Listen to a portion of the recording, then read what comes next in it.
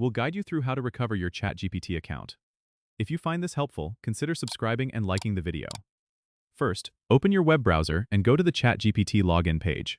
You'll see the login form where you typically enter your credentials. Under the password field, click on the Forgot Password link. This will take you to the password recovery page. Here, you need to enter the email address associated with your ChatGPT account.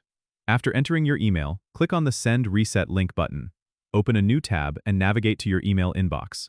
Look for an email from ChatGPT with the subject line Password Reset Request. If you don't see it, make sure to check your spam or junk folder. Once you find the email, open it and click on the link provided. This link will redirect you to a secure page where you can set a new password.